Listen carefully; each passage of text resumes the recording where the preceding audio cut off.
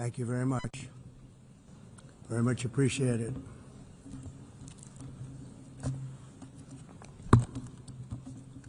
And I don't mind making this speech without a teleprompter, because the teleprompter is not working.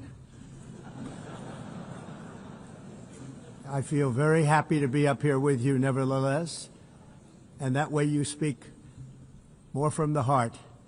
I can only say that whoever's operating this teleprompter is in big trouble.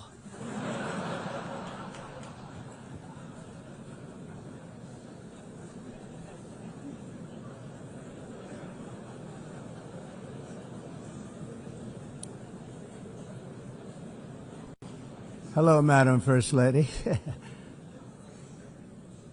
Thank you very much for being here.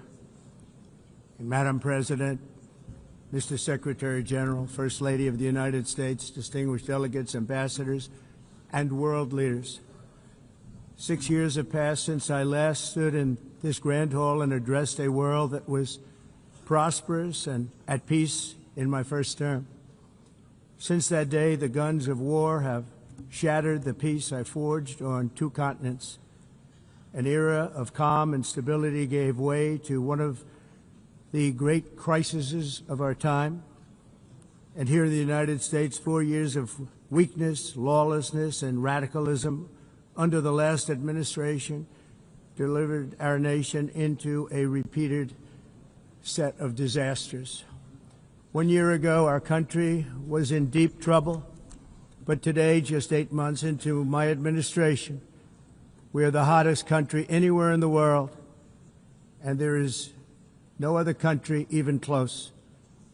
America is blessed with the strongest economy, the strongest borders, the strongest military, the strongest friendships, and the strongest spirit of any nation on the face of the earth. This is indeed the golden age of America.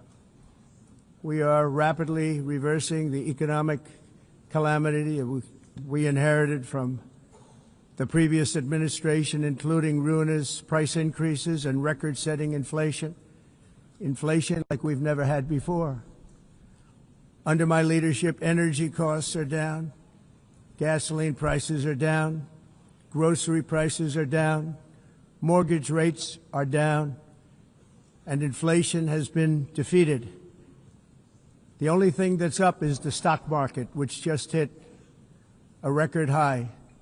In fact, it hit a record high 48 times in the last short period of time. Growth is surging, manufacturing is booming. The stock market, as I said, is doing better than it's ever done, and all of you in this room benefit by that. Almost everybody. And importantly, workers' wages are rising at the fastest pace in more than 60 years. And that's what it's all about, isn't it? In 4 years of President Biden, we had less than $1 trillion of new investment into the United States. In just 8 months since I took office, we have secured commitments and money already paid for $17 trillion. Think of it, 4 years, less than $1 trillion, 8 months, much more than $17 trillion is being invested in the United States, and it's now pouring in from all parts of the world. We've implemented the largest tax cuts in American history and the largest regulation cuts in American history, making this once and again the best country on earth to do business. And many of the people in this room are investing in America, and it's turned out to be an awfully good investment during this 8-month period. In my first term, I built the greatest economy in the history of the world. We had the best economy ever, history of the world. And I'm doing the same thing again, but this time it's actually much bigger and even better. The numbers far surpass my record-setting first term. On our southern border, we have successfully repelled a colossal invasion. And for the last 4 months, and that's 4 months in a row, the number of illegal aliens admitted and entering our country has been 0. Hard to believe. because if you look back just a year ago, it was millions and millions of people pouring in from all over the world, from prisons, from mental institutions, drug dealers. All over the world they came. They just poured into our country with the ridiculous open border policy of the Biden administration. Our message is very simple. If you come illegally into the United States, you're going to jail, or you're going back to where you came from, or perhaps even further than that. You know what that means. I want to thank the country of El Salvador for the successful and professional job they've done in receiving and jailing so many criminals that entered our country. And it was under the previous administration that the number became record-setting, and they're all being taken out. We have no choice. And other countries have no choice, because other countries are in the exact same situation with immigration. It's destroying your country, and you have to do something about it. On the world stage, America is respected again like it has never been respected before. You think about 2 years ago, 3 years ago, 4 years ago, or 1 year ago, we were a laughingstock all over the world. At the NATO summit in June, virtually all NATO members formally committed to increase defense spending, at my request, from 2% to 5% of GDP, making our alliance far stronger and more powerful than it was ever before. In May, I traveled to the Middle East to visit my friends and rebuild our partnerships in the Gulf and those valued relationships with Saudi Arabia, Qatar, and the UAE, and other countries are now, I believe, closer than ever before. My administration has negotiated one historic trade deal after another, including with the United Kingdom, the European Union, Japan, South Korea, Vietnam, Indonesia, the Philippines, Malaysia, and many, many others. Likewise, in a period of just 7 months, I have ended 7 unendable wars. They said they were unendable. You're never going to get them solved. Some were going for 31 years, 2 of them, 31, think of it, 31 years. One was 36 years. One was 28 years. I ended 7 wars. And in all cases, they were raging with countless thousands of people being killed. This includes Cambodia and Thailand, Kosovo and Serbia, the Congo and Rwanda, a vicious, violent war that was, Pakistan and India, Israel and Iran, Egypt and Ethiopia, and Armenia and Azerbaijan. It included all of them. No president or prime minister, and for that matter, no other country has ever done anything close to that. And I did it in just 7 months. It's never happened before. There's never been anything like that. I'm very honored to have done it. It's too bad that I had to do these things instead of the United Nations doing them. And sadly, in all cases, the United Nations did not even try to help in any of them. I ended 7 wars, dealt with the leaders of each and every one of these countries, and never even received a phone call from the United Nations offering to help in finalizing the deal. All I got from the United Nations was an escalator that on the way up stopped right in the middle. If the First Lady wasn't in great shape, she would have fallen, but she's in great shape. We're both in good shape. We both stood. And then a teleprompter that didn't work. These are the 2 things I got from the United Nations, a bad escalator and a bad teleprompter. Thank you very much. And by the way, it's working now. It just went on. Thank you. I think I should just do it the other way. It's easier.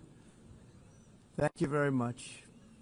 I didn't think of it at the time because I was too busy working to save millions of lives. That is the saving and stopping of these wars. But later I realized that the United Nations wasn't there for us. They weren't there. I thought of it really after the fact, not during these negotiations, which were not easy. That being the case, what is the purpose of the United Nations? The UN has such tremendous potential. I've always said it. It has such tremendous, tremendous potential, but it's not even coming close to living up to that potential. For the most part, at least for now, all they seem to do is write a really strongly worded letter and then never follow that letter up. It's empty words, and empty words don't solve war. The only thing that solves war and wars is action. Now, after ending all of these wars and also earlier negotiating the Abraham Accords, which is a very big thing for which our country received no credit, never receives credit. Everyone says that I should get the Nobel Peace Prize for each one of these achievements. But for me, the real prize will be the sons and daughters who live to grow up with their mothers and fathers, because millions of people are no longer being killed in endless and unglorious wars. What I care about is not winning prizes, it's saving lives. We saved millions and millions of lives with the 7 wars. And we have others that we're working on, and you know that. Many years ago, a very successful real estate developer in New York, known as Donald J. Trump, I bid on the renovation and rebuilding of this very United Nations complex. I remember it so well. I said at the time that I would do it for $500 million, rebuilding everything. It would be beautiful. I used to talk about, I'm going to give you marble floors. They're going to give you terrazzo. I'm going to give you the best of everything. You're going to have mahogany walls. They're going to give you plastic. But they decided to go in another direction, which was much more expensive at the time, and which actually produced a far inferior product. And I realized that they did not know what they were doing when it came to construction, and that their building concepts were so wrong, and the product that they were proposing to build was so bad and so costly. It was going to cost them a fortune. And I said, and wait till you see the overruns. Well, I turned out to be right. They had massive cost overruns and spent between $2 and $4 billion on the building and did not even get the marble floors that I promised them. You walk on terrazzo. Do you notice that? As far as I'm concerned, frankly, looking at the building and getting stuck on the escalator, they still haven't finished the job. They still haven't finished. That was years ago.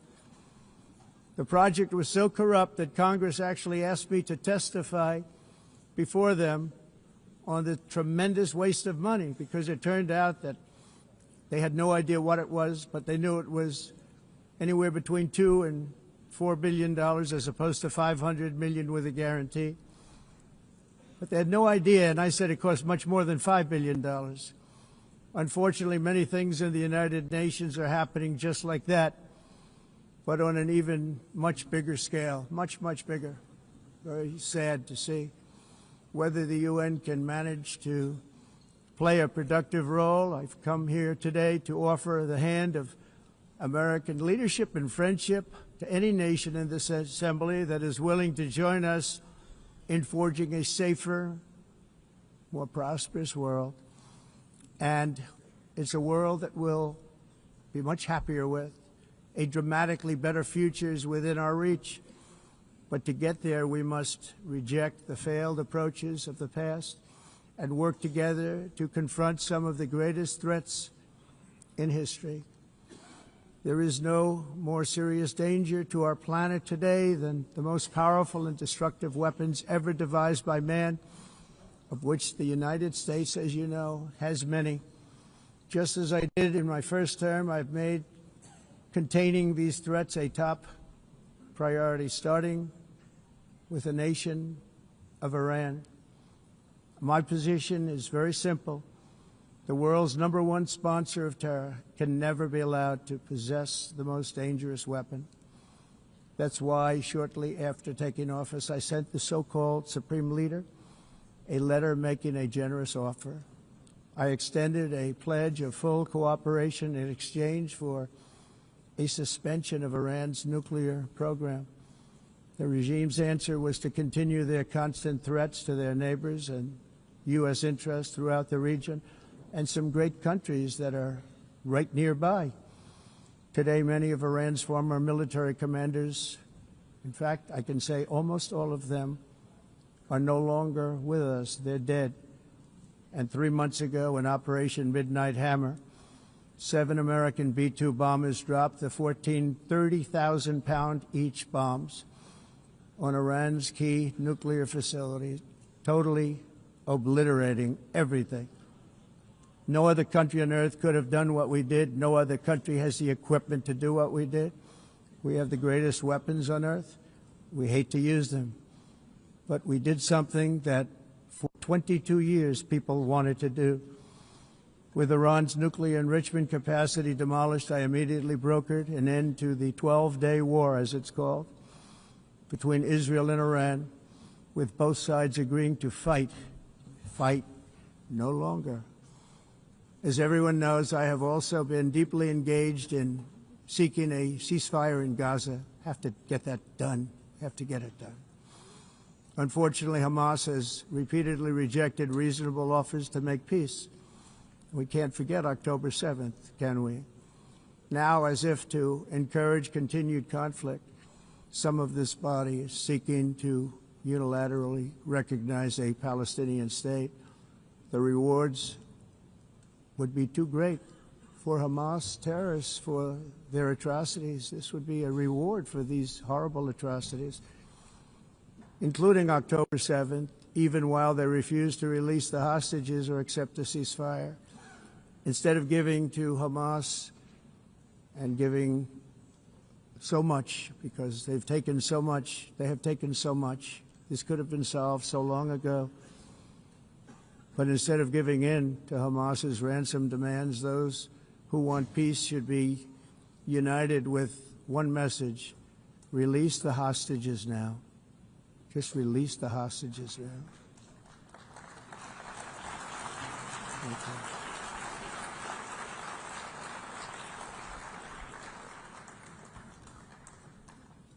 Thank you. As we have got to come together, and we will come together, going to get it done, we have to stop the war in Gaza immediately. We have to stop it. We have to get it done. We have to negotiate, immediately have to negotiate peace. We got to get the hostages back. We want all 20 back. We don't want 2 and 4. As you know, I got, along with Steve Witkoff and others that helped us, Marco Rubio, we got most of them back. We were involved in all of them. But I always said the last 20 are going to be the hardest, and that's exactly what happened. We have to get them back now. We don't want to get back 2, and then another 2, and then 1, and then 3, have this process. No, we want them all back, and we want the actually 38 dead bodies back, too. Those parents came to me, and they want them back, and they want them back very quickly and very badly, as though they were alive. They want them. They want them every bit as much as if their son or daughter were alive. I've also been working relentlessly, stopping the killing in Ukraine. I thought that would be, of the 7 wars that I stopped, I thought that would be the easiest because of my relationship with President Putin, which had always been a good one. I thought that was going to be the easiest one. But, you know, in war, you never know what's going to happen. There are always lots of surprises, both good and bad. Everyone thought Russia would win this war in 3 days, but it didn't work out that way. It was supposed to be just a quick little skirmish. It's not making Russia look good. It's making them look bad. No matter what happens from here on out, this was something that should have taken a matter of days, certainly less than a week, and they've been fighting for 3.5 years and killing anywhere from 5,000 to 7,000 young soldiers, mostly soldiers, on both sides, every single week, from 5,000 to 7,000 dead young people, and some in cities, much smaller numbers, where rockets are shot, where drones are dropped. This war would never have started if I were president. This was a war that should have never happened. It shows you what leadership is, what bad leadership can do to a country. Look what happened to the United States, and look where we are right now in just a short period of time. The only question now is how many more lives will be needlessly lost on both sides. China and India are the primary funders of the ongoing war by continuing to purchase Russian oil. But inexcusably, even NATO countries have not cut off much Russian energy and Russian energy products, which, as you know, I found out about 2 weeks ago, and I wasn't happy. Think of it. They're funding the war against themselves. Who the hell ever heard of that one?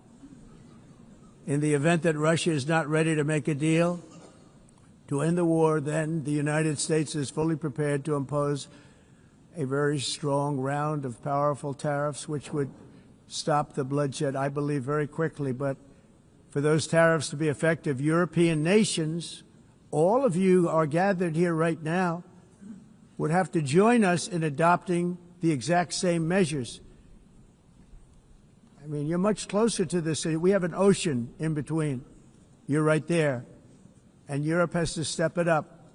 They can't be doing what they're doing. They're buying oil and gas from Russia while they're fighting Russia. It's embarrassing to them, and it was very embarrassing to them when I found out about it, I can tell you that. They have to immediately cease all energy purchases from Russia. Otherwise, we're all wasting a lot of time. So I'm ready to discuss this. We're going to discuss it today with the European nations, all gathered here. I'm sure they're thrilled to hear me speak about it, but that's the way it is. I like to speak my mind and speak the truth. As we seek to reduce the threat of dangerous weapons today, I'm also calling on every nation to join us in ending the development of biological weapons once and for all. And biological is terrible, and nuclear is even beyond, and we include nuclear in that. We want to have a cessation of the development of nuclear weapons. We know, and I get to view it all the time. Sir, would you like to see? And I look at weapons that are so powerful that we just can't ever use them. If we ever use them, the world literally might come to an end. There would be no United Nations to be talking about. There would be no nothing. Just a few years ago, reckless experiments overseas gave us a devastating global pandemic. Yet despite that worldwide catastrophe, many countries are continuing extremely risky research into bioweapons and man-made pathogens. This is unbelievably dangerous. To prevent potential disasters, I'm announcing today that my administration will lead an international effort to enforce biological weapons convention, which is going to be meeting with the top leaders of the world by pioneering an AI verification system that everyone can trust. Hopefully the UN can play a constructive role, and it will also be one of the early projects under AI. Let's see how good it is, because a lot of people are saying it could be one of the great things ever, but it also can be dangerous, but it could be put to tremendous use and tremendous good, and this would be an example of that.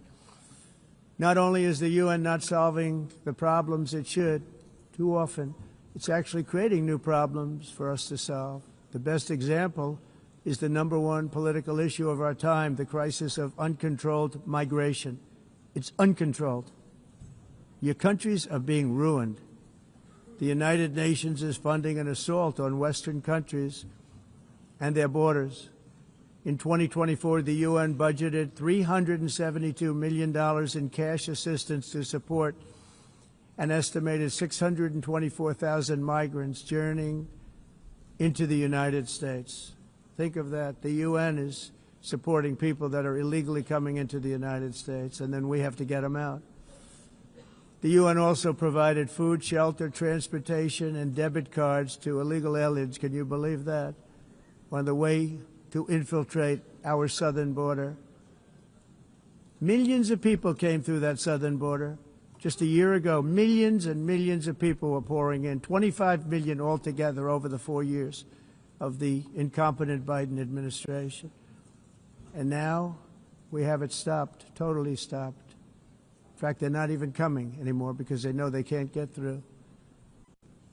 But what took place is totally unacceptable. The UN is supposed to stop invasions, not create them and not finance them. In the United States, we reject the idea that mass numbers of people from foreign lands can be permitted to travel halfway around the world, trample our borders, violate our sovereignty, cause unmitigated crime, and deplete our social safety net. We have reasserted that America belongs to the American people, and I encourage all countries to take their own stand in defense of their citizens as well. You have to do that because I see it. I'm not mentioning names. I see it, and I can call every single one of them out. You're destroying your countries. They're being destroyed. Europe is in serious trouble. They've been invaded by a force of illegal aliens like nobody's ever seen before. Illegal aliens are pouring into Europe. Nobody is ever, and nobody's doing anything to change it, to get them out. It's not sustainable. And because they choose to be politically correct, they're doing just absolutely nothing about it. And I have to say, I look at London, where you have a terrible mayor, terrible, terrible mayor, and it's been so changed, so changed. Now they want to go to Sharia law, but you're in a different country. You can't do that. Both the immigration and their suicidal energy ideas will be the death of Western Europe if something is not done immediately. This cannot be sustained. What makes the world so beautiful is that each country is unique. But to stay this way, every sovereign nation must have the right to control their own borders. You have the right to control your borders, as we do now, and to limit the sheer numbers of migrants entering their countries and paid for by the people of that nation that were there and that built that particular nation at the time. They put their blood, sweat, tears, money into that country, and now they're being ruined. Proud nations must be allowed to protect their communities and prevent their societies from being overwhelmed by people they have never seen before, with different customs, religions, with different everything. Where migrants have violated laws, lodged false asylum claims, or claimed refugee status for illegitimate reasons, they should, in many cases, be immediately sent home. And while we will always have a big heart for places and people that are struggling and truly compassionate, answers will be given. We have to solve the problem, and we have to solve it in their countries, not create new problems in our countries. And we are very helpful to a lot of countries that are just not able to send their people anymore. They used to send them to us in caravans of 25,000, 30,000 people each. These massive caravans of people pouring into our country, totally unchecked and unvetted. But not anymore. According to the Council of Europe, in 2024, almost 50% of inmates in German prisons were foreign nationals or migrants. In Austria, the number was 53% of the people in prisons were from places that weren't from where they are now. In Greece, the number was 54%, and in Switzerland, beautiful Switzerland, 72% of the people in prisons are from outside of Switzerland. When your prisons are filled with so-called asylum seekers who repaid kindness, and that's what they did, they repaid kindness with crime, it's time to end the failed experiment of open borders. You have to end it now. See, I can tell you. I'm really good at this stuff. Your countries are going to hell. In America, we've taken bold action to swiftly shut down uncontrolled migration. Once we started detaining and deporting everyone who crossed the border and removing illegal aliens from the United States, they simply stopped coming. They're not coming anymore. We're getting a lot of credit, but they're not coming anymore. This was a humanitarian act for all involved, because on the trips up, thousands of people a week were dying. Women were being raped. Nobody's ever seen anything like it. Raped, horribly beaten, raped. On the trip up, the journey up, it was a long walk. It was a long, arduous journey, indeed. And it was also a historic victory against human trafficking throughout the region. What we did was a victory, and we saved so many lives of people that wouldn't make the journey. That journey was loaded up with death. loaded up with death. Dead bodies all along the roads of jungles to get up. They go through jungles, they go through areas so hot you couldn't breathe. They were dying of suffocation, areas so hot that you couldn't breathe. Dead bodies all over. By them not coming, we're saving tremendous numbers of lives. My people have done a fantastic job in doing what they did, and the American public agrees with it. I mean, I was very proud to see this morning I have the highest poll numbers I've ever had. Part of it is because of what we've done on the border. I guess the other part is what we've done on the economy. Joe Biden's policies empowered murderous gangs, human smugglers, child traffickers, drug cartels, and prisoners from all over the world. The previous administration also lost nearly 300,000 children. Think of that. They lost more than 300,000 children, little children, who were trafficked into the United States on the Biden watch, many of whom have been raped, exploited, and abused, and sold. Sold. Nobody talks about that. The fake news doesn't write about it. With many others, young children who are missing or dead. And we found a lot of these children, and we're sending them back, and we've been sending them back to their parents. They said, nobody knows who they are. They said, where do you come from? And they'll give us a country, and we'll find out, and we'll figure it out, and we'll bring them back to their homes. And the mother and father rush to the door, and their tears in their eyes. They can't believe that they're seeing their son or daughter, their little son or daughter again. We've done almost 30,000 of them so far. Any system that results in the mass trafficking of children is inherently evil. Yet that is exactly what the globalist migration agenda has done, and it's what it's all about.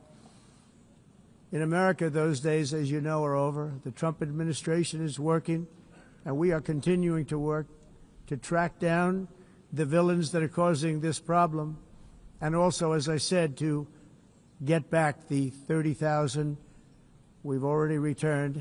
Now I think we're going to have another. We're going to find a lot. You're not going to find all of them. 300, more than 300,000. They're lost or they're dead. They're lost or they're dead because of the animals that did this.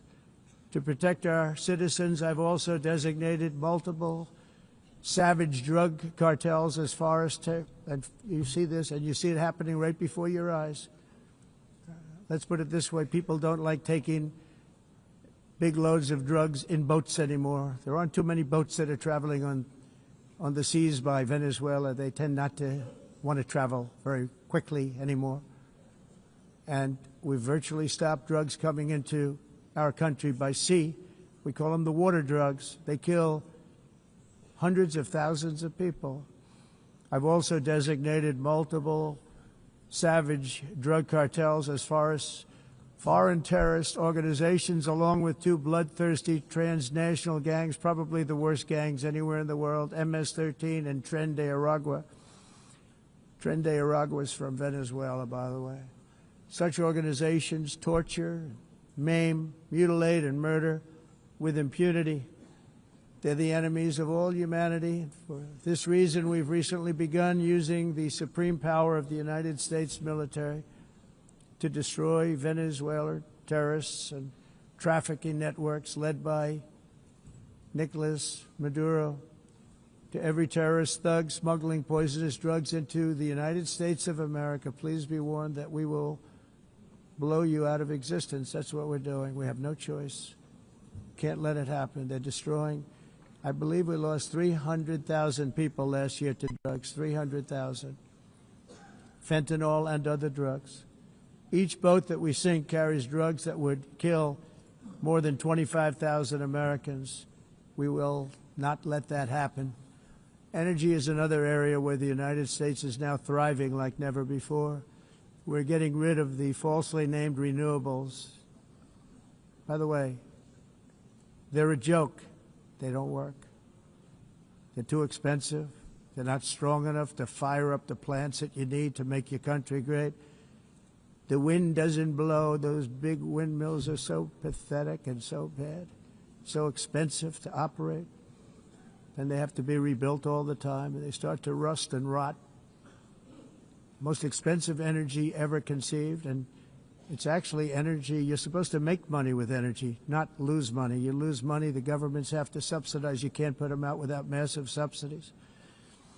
And most of them are built in China, and I give China a lot of credit. They build them, but they have very few wind farms. So why is it that they build them and they send them all over the world, but they barely use them? You know what they use? Coal.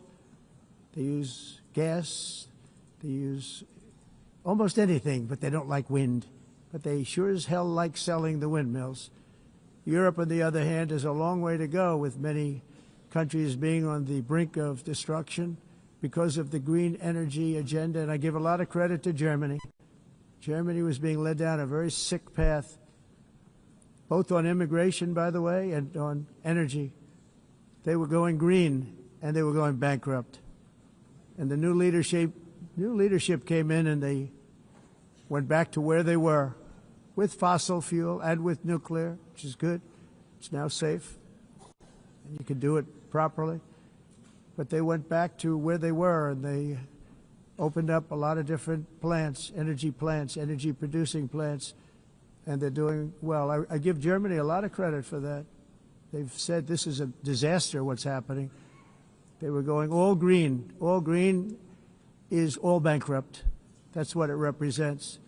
And it's not politically correct. I'll be very badly criticized for saying it, but I'm here to tell the truth. I don't care. It doesn't matter to me. I'm in New York City. I'm feeling a lot safer. Crime, we're getting crime down. And by the way, speaking of crime, Washington, D.C. Washington, D.C. was the crime capital of America. Now it's a totally, after 12 days, it's a totally safe city. Everyone's going out to dinner. They're going out to restaurants. Your wife can walk down the middle of the street with or without you. Nothing's going to happen. My people have done a fantastic job. And yes, I called in the National Guard, and the National Guard took care of business. And they weren't politically correct, but they took care of business. We got 1,700 career criminals out, brought them back to where they came from, the countries where they came from, or put them in jails.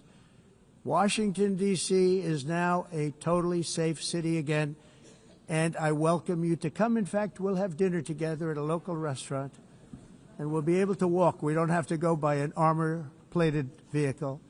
We'll walk right over there from the White House. They've given up their powerful edge, a lot of the countries that we're talking about, in oil and gas, such as essentially closing the great North Sea oil. Oh, the North Sea, I know it so well. Aberdeen was the oil capital of Europe, and there's tremendous oil that hasn't been found in the North Sea, tremendous oil. And I was with the Prime Minister I respect and like a lot, and I said, you're sitting with the greatest asset. They essentially closed it by making it so highly taxed that no developer, no oil company can go there. They have tremendous oil left, and more importantly, they have tremendous oil that hasn't even been found yet. And what a tremendous asset for the United Kingdom. And I hope the Prime Minister is listening, because I told it to him 3 days in a row. That's all he heard. North Sea oil, North Sea, because I want to see them do well. I want to stop seeing them ruining that beautiful Scottish and English countryside with windmills and massive solar panels that go 7 miles by 7 miles, taking away farmland. But we're not letting this happen in America. In 1982, the executive director of the United Nations Environmental Program predicted that by the year 2000, climate change would cause a global catastrophe. He said that it will be irreversible, as any nuclear holocaust would be. This is what they said at the United Nations. What happened? Here we are. Another UN official stated in 1989 that within a decade, entire nations could be wiped off the map by global warming. Not happening. You know, it used to be global cooling. If you look back years ago in the 1920s and the 1930s, they said, global cooling will kill the world. We have to do something. Then they said global warming will kill the world, but then it started getting cooler, so now they could just call it climate change, because that way they can't miss. It's climate change, because if it goes higher or lower, whatever the hell happens, there's climate change. It's the greatest con job ever perpetrated on the world, in my opinion. Climate change, no matter what happens, you're involved in that. No more global warming, no more global cooling. All of these predictions made by the United Nations and many others, often for bad reasons, were wrong. They were made by stupid people that have cost their countries fortunes and given those same countries no chance for success. If you don't get away from this green scam, your country is going to fail. And I'm really good at predicting things, you know. They actually said during the campaign they had a hat, the best-selling hat. Trump was right about everything. And I don't say that in a braggadocious way, but it's true. I've been right about everything. And I'm telling you that if you don't get away from the green energy scam, your country is going to fail. And if you don't stop people that you've never seen before, that you have nothing in common with, your country is going to fail. I'm the President of the United States, but I worry about Europe. I love Europe. I love the people of Europe. And I hate to see it being devastated by energy and immigration. This double-tailed monster destroys everything in its wake, and they cannot let that happen any longer. You're doing it because you want to be nice. You want to be politically correct, and you're destroying your heritage. They must take control strongly and immediately of the unmitigated immigration disaster and the fake energy catastrophe before it's too late. The carbon footprint is a hoax made up by people with evil intentions, and they're heading down a path of total destruction. You know, the carbon footprint was a big, big thing a few years ago. I remember hearing about the carbon footprint, and then President Obama would get into Air Force One, a massive Boeing 747, and not a new one, an old one with old engines that spew everything into the atmosphere. He'd talk about the carbon footprint, we must do so. Then he'd get in and he'd fly from Washington to Hawaii to play a round of golf. And then he'd get back onto that big, beautiful plane and he'd fly back and he'd talk about, again, global warming and the carbon footprint. It's a con job. At extreme cost and expense, Europe reduced its own carbon footprint by 37%. Think of that. Congratulations, Europe. Great job. You cost yourself a lot of jobs, a lot of factories closed, but you reduced the carbon footprint by 37%. However, for all of that sacrifice and much more, it's been totally wiped out and then some by a global increase of 54%. Much of it coming from China and other countries that are thriving around China, which now produces more CO2 than all the other developed nations in the world. So all of these countries are working so hard on the carbon footprint, which is nonsense, by the way. It's nonsense. You know, it's interesting. In the United States, we have still radicalized environmentalists, and they want the factories to stop. Everything should stop. No more cows. We don't want cows anymore. I guess they want to kill all the cows. They want to do things that are just unbelievable, and you have it too. But, you know, we have a border, strong, and we have a shape, and that shape doesn't just go straight up. That shape is amorphous when it comes to the atmosphere. And if we had the most clean air, and I think we do, we have very clean air. We have the cleanest air we've had in many, many years. But the problem is that other countries, like China, which has air that's a little bit rough, it blows. And no matter what you're doing down here, the air up here tends to get very dirty because it comes in from other countries where their air isn't so clean. And the environmentalists refuse to acknowledge that. Same thing with garbage. In Asia, they dump much of their garbage right into the ocean. And over about a 1 week and 2 week journey, it flows right past Los Angeles. You've seen it. Massive amounts of garbage, almost too much to do anything about, flowing past Los Angeles, past San Francisco, and then somebody will get in trouble because he dropped a cigarette on the beach. The whole thing is crazy. The primary effect of these brutal green energy policies has not been to help the environment, but to redistribute manufacturing and industrial activity from developed countries that follow the insane rules that are put down to polluting countries that break the rules and are making a fortune. They're making a fortune. European electricity bills are now 4 to 5 times more expensive than those in China, and 2 to 3 times higher than the United States. And our bills are coming way down. You probably see that our gasoline prices are way down. You know, we have an expression, drill, baby, drill, and that's what we're doing. We're going to be much lower in a year from now. But they've come way down over the last year. As a result, every air conditioner is like very uncommon to see one in some of these countries because the electric costs are so high. So while the U.S. has approximately 1,300 heat-related deaths annually, that's a lot, Europe loses more than 175,000 people to heat deaths each year because the costs are so expensive you can't turn on an air conditioner. What is that all about? That's not Europe. That's not the Europe that I love and know. All in the name of pretending to stop the global warming hoax. The entire globalist concept of asking successful industrialized nations to inflict pain on themselves and radically disrupt their entire societies must be rejected completely and totally, and it must be immediate. That's why in America I withdrew from the fake Paris Climate Accord, where, by the way, America was paying so much more than every country. Others weren't paying. China didn't have to pay until 2030. Russia was given an old standard that was easy to meet, a 1990 standard. But for the United States, we're supposed to pay like $1 trillion.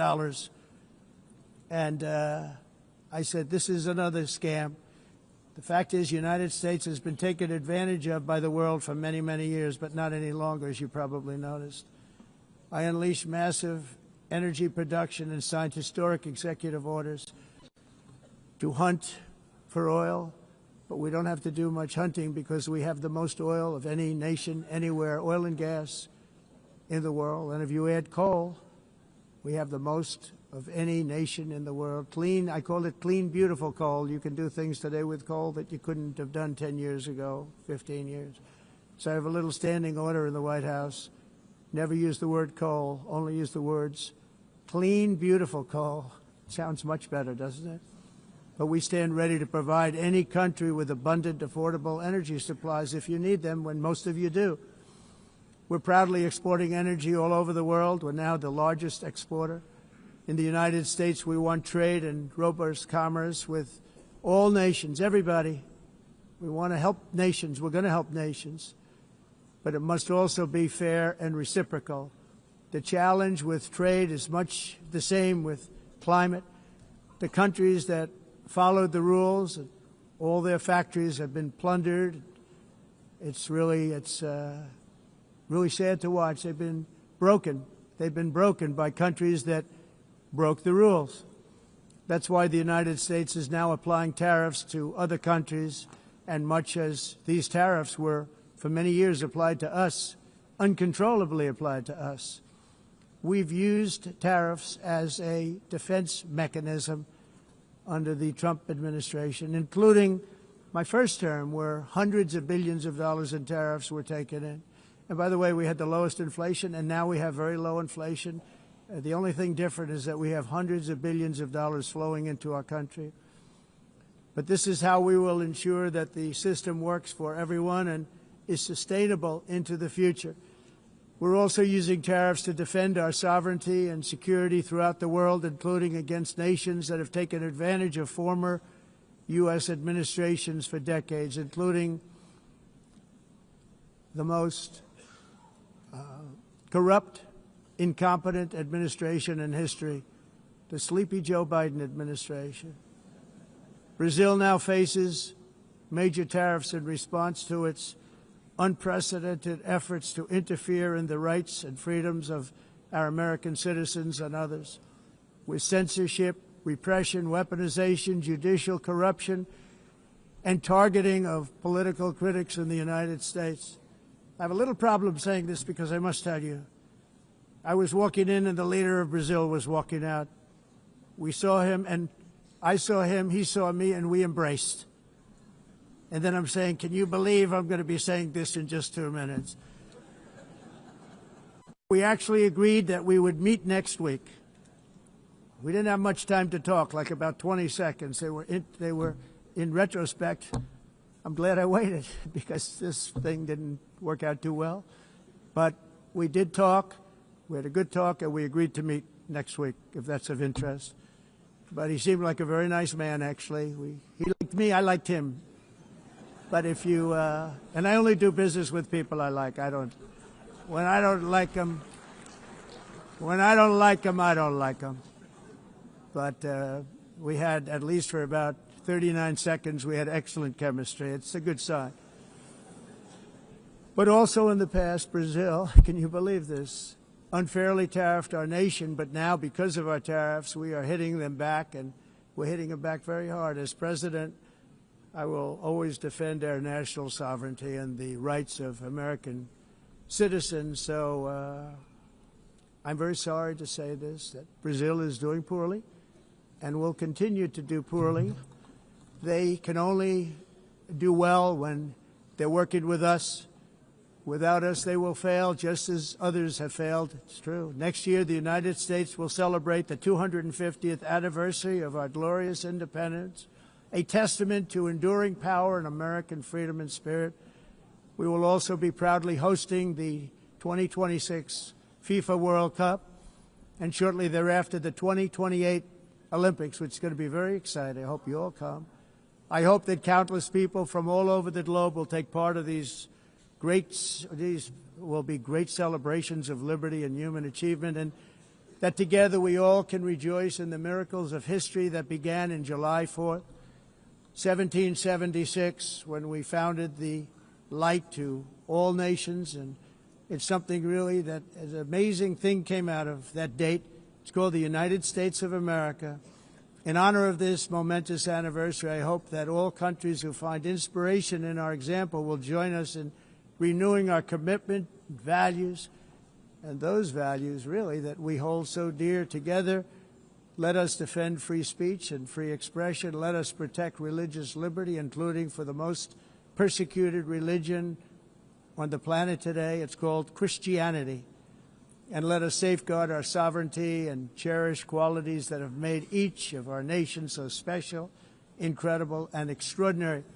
In closing, I just want to repeat that immigration and the high cost of so-called green renewable energy is destroying a large part of the free world and a large part of our planet. Countries that cherish freedom are fading fast because of their policies on these two subjects. You need strong borders and traditional energy sources if you are going to be great again. Whether you have come from north or south, east or west, near or far, every leader in this beautiful hall today represents a rich culture, a noble history, and a proud heritage that makes each nation majestic and unique, unlike anything else in human history or any other place on the face of the earth.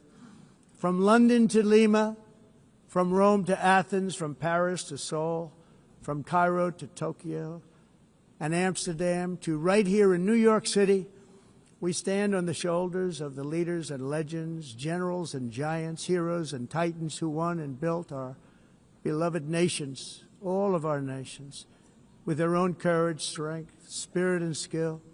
Our ancestors climbed mountains, conquered oceans, crossed deserts, and trekked over wide open plains. They charged into thunderous battles, plunged into grave dangers, and they were soldiers and farmers and workers and warriors and explorers and patriots. They built towns into cities, tribes into kingdoms, ideas into industries, and small islands into mighty empires. You're a part of all of that. They were champions for their people who never gave up and who never, ever gave in. Their values defined our national identities. Their visions forged our magnificent destiny. Everybody in this room is a part of it in your own way. Each of us inherits the deeds and the myths the triumphs, the legacies of our own heroes and founders who so bravely showed us the way. Our ancestors gave everything for homelands that they defended with pride, with sweat, with blood, with life, and with death. Now the righteous task of protecting the nations that they built belongs to each and every one of us. So together let us uphold our sacred duty to our people and to our citizens. Let us protect their borders, ensure their safety, preserve their cultures, treasure, and traditions, and fight, fight, fight for their precious dreams and their cherished freedoms. And in friendship and really a beautiful vision, let us all work together to build a bright, beautiful planet, a planet that we all share, a planet of peace and a world that is richer, better, and more beautiful than ever before. That can happen. It will happen. It will happen, and I hope it can happen and start right now, right at this moment. We'll turn it around. We're going to make our countries better, safer, more beautiful. We're going to take care of our people. Thank you very much. It's been an honor. God bless the nations of the world. Thank you very much. Bye.